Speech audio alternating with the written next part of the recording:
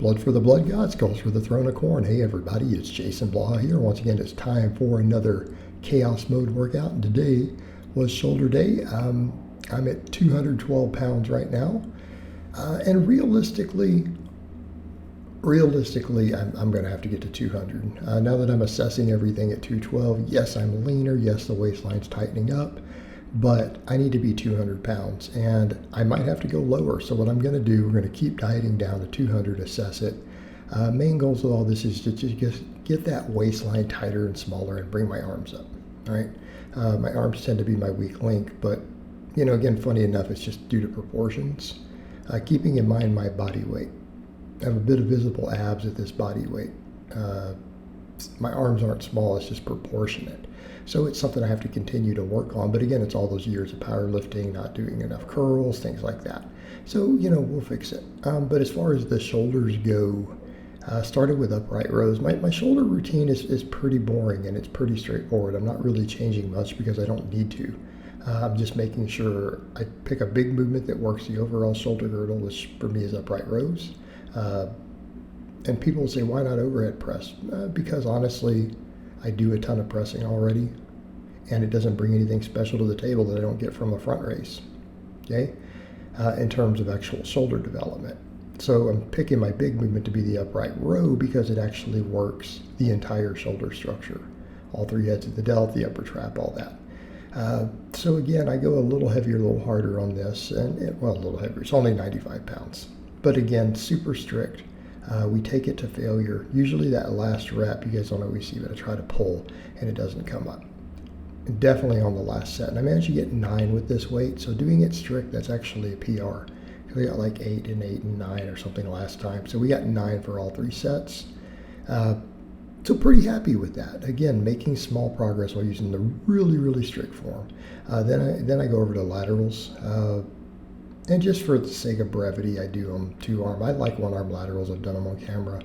But again, just for the sake of brevity. Although these vlogs barely meet kind of the length I would like. So, I don't know, maybe I could do the 1-arm just to make the shoulder vlogs longer. Because I don't want to add more exercises. Because I've got 12 sets for delts in here. And for some people say, well, 12, you're in that sweet spot. But keep in mind how much pressing and pulling I do.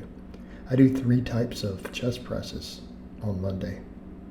Doing 3 types of pulls from my back on Thursday.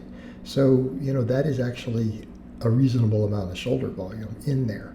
So this is actually extremely high volume. It's kind of like my triceps and my delts probably get the most work right now on a weekly basis, right? They get the most work because all of my chest exercises are presses or the pullover, which also hits triceps.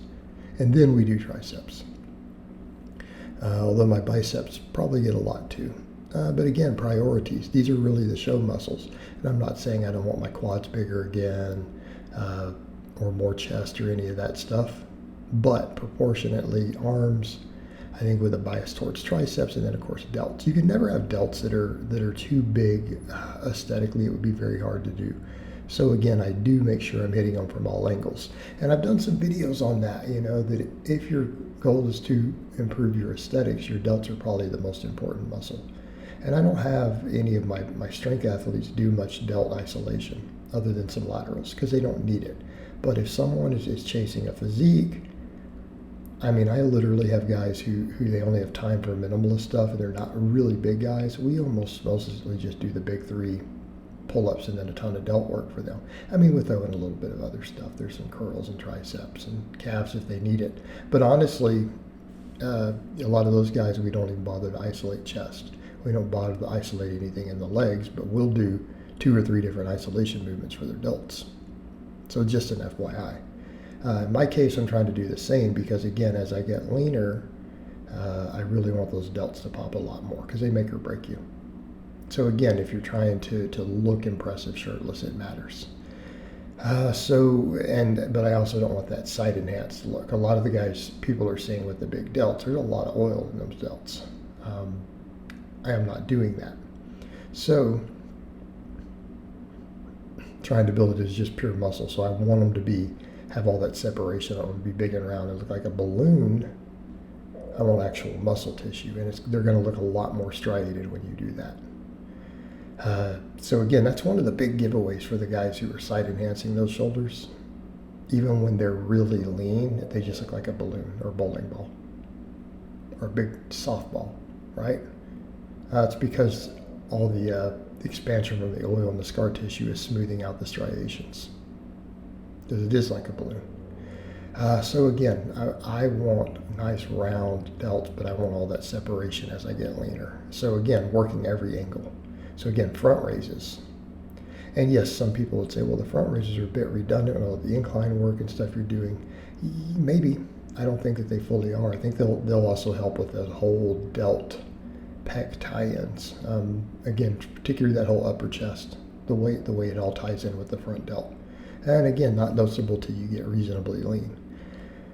So again, 3 sets of those. And then at the end, I superset my rear delt flies. You know, we could call them rear delt raises, I suppose. It's just as good of a name. People call them whatever they want. Main thing is working the rear delts in a way where I'm not standing it, so I can't cheat quite as much. I'm choosing to just sit on the bench and bend forward for these, and then I do a couple sets of the leg raises in between. Of course, keeping in mind I do leg raises every workout. We do them every workout. At least I try to do, sometimes it's only one set, but usually at least 2, but some workouts I'll do 3 or 4. Main thing is I want to get at least 10 of these, and I want them through the week.